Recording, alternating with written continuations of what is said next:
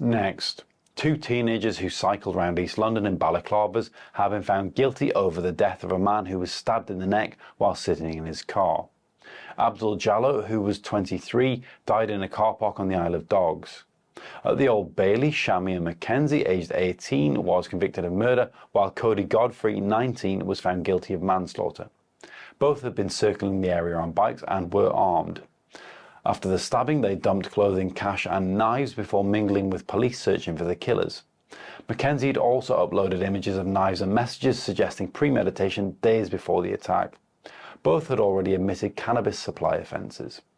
Mackenzie also pleaded guilty to carrying a knife. Sentencing is due on the 20th of June. A short and sharp reset may be imposed on Croydon Council as its finances continue to decline. That's what the government has warned, and the local minister has said he's minded to send in commissioners after a review found debt levels were spiralling and the pace of improvement was too slow. Croydon's executive mayor, Jason Perry, insists his team has done all it can, including selling assets and raising council tax above the usual limit.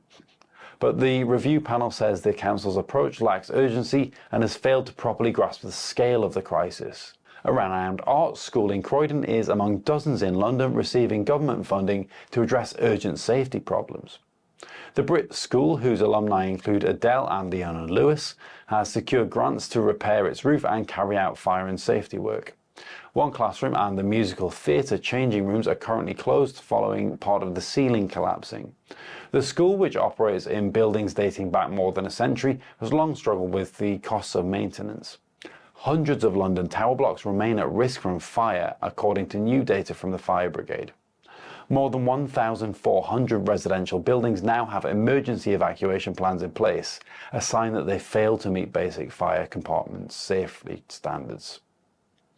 Campaigners say it shows that 8 years on from Grenfell, residents are still living in unsafe homes. The London Fire Brigade says checks on cladding, windows and fire doors are ongoing. The government says it will speed up progress through a new remediation acceleration plan aimed to fix all affected buildings by 2029.